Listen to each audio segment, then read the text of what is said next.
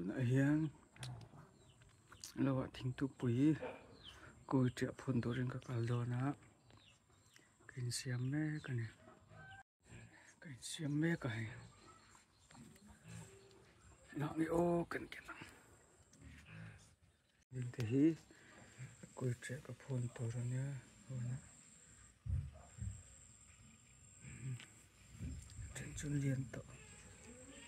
trên chuồn là thế phun tổ trên các caldo này hay tụi nó hiang litchi lệ thình thu bùi các cái này thình thu bùi các coi triệu đấy phun tổ rin lâu lắm mà cái cal mé cái này na ban nuôi mo với chú in dây ni nha nhân tiran bắc lawa kan boy lu tuk lawa kan ho ma ka thil phun tur hi ina po dang alo ma se ka keng jong ka phun pho tang ha sa ome nakina kan phun lai te ran ti lang zel don nia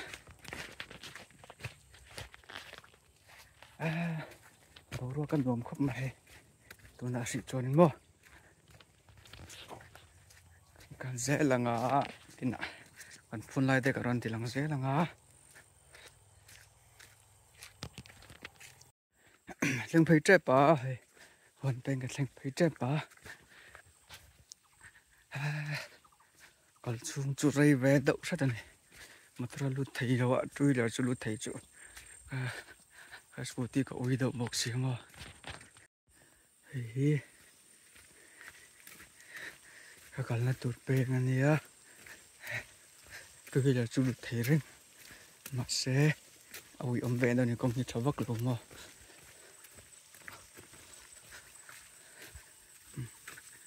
tang kan kalang tang kan lu tanga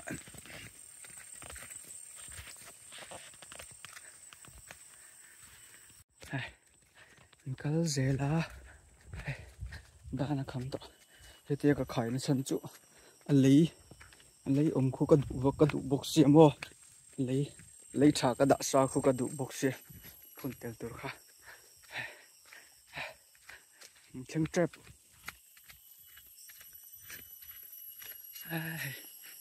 ram chu nong rui mai ni ro hi ka kal na kong hi fai khop mai he tiếng gần kal dễ lắm thầu si chun tầm đôn khop mai vòng vật tê bộ tin hạ chuan phủ rin chân đôn số ạ kong hi fai sim sim tu nak si chuan mo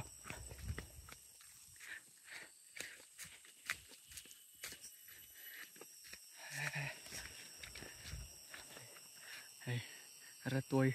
nếu là chuan mau tôi ôm trộn đòn này lại hiền nên này hiền mo thím rút mấy lô mới lại chứ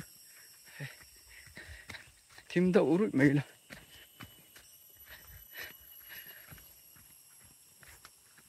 bạn cầm tỏ nó sao mê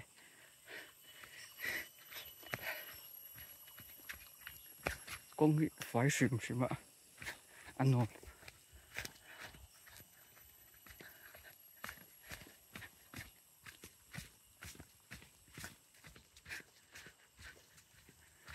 anh lại đâu vậy lại chỗ nào đâu ạ hay lúm tí lụm ra vậy con hay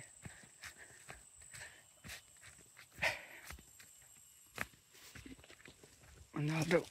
piên mày ạ hay gần sinh luyện ta lâu phải ta lẽ mày hay cần mà sao con niềm tệ rèn nè vẫn chưa lâu phải phua tổng như hay vụ tế bố anh lâu liền về tuổi cứ lại cột làm bù lão hoa này mà dari tên lâu anh này hiện cần là thà dễ là ngã cần sụp dễ là ngã hiện hay phải tổ khóc mày thì ngã cho nên muốn luận tuổi lâu bộ cần mà sạc ai cho nên cần mà sạc nó video khen lâu bên chuan siết mấy à đi mà tụi nào chuan lâu phải tỏ mi nuông lá mấy chi tổ cho bốc ạ ê hey phải tổ gì chứ đây mi muốn thế bộ lâu phải phốt tổ này đi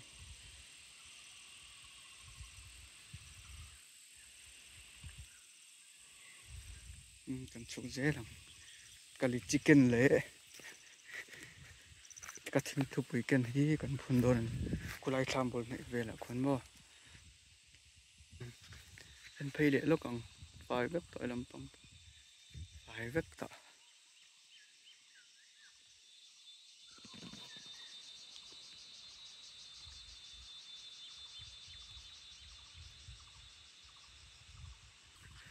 chụp dễ là ngờ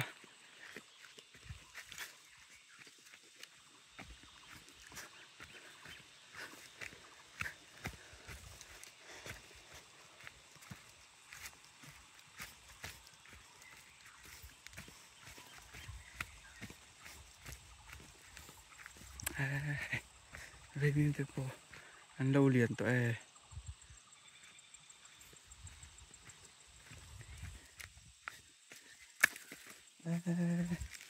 mà đây bắp muốn bốn lâu thật tội hay lâu trâu lâu liền tội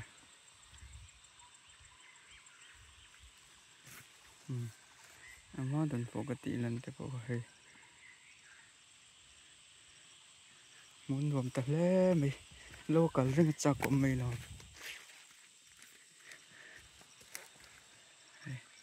gồm tập cái này thằng hạ đâm sùng sống mấy này mua cần rút thật hay bụ tới bốn đầu liền tổ này mà ai chuẩn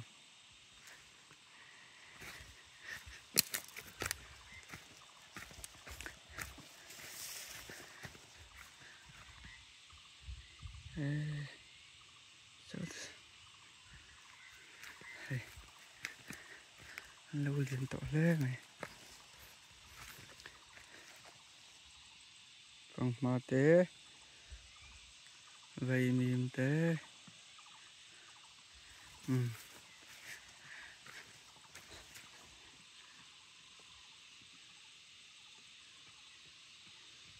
mà cho con té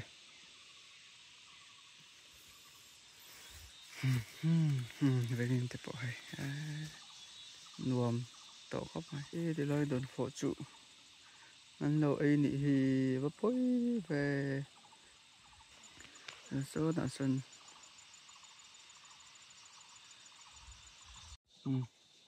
lịch chi cái phun đó này lịch chi là cái cần lại ăn á cần lại ăn phun đó này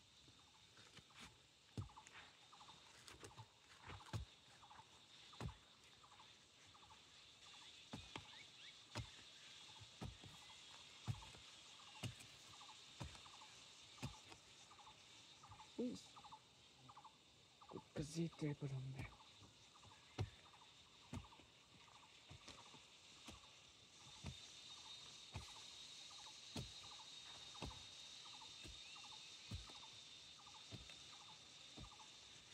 số này lịch chi cái phun đấy cả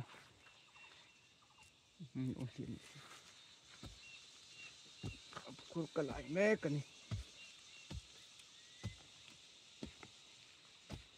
cái phun nó tôi lâu điện xe lâu ra tôi rồi sao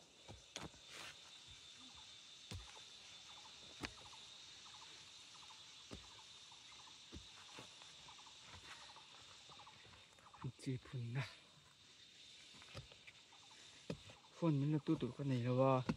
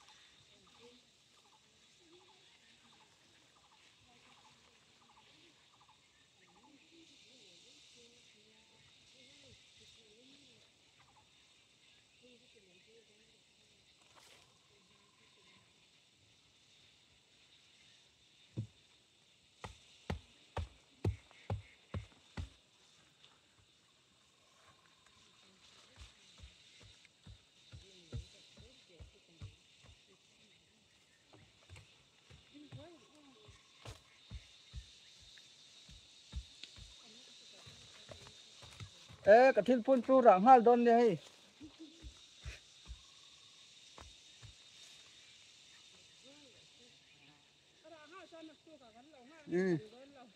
chu cả rạ ít ấy ngal thì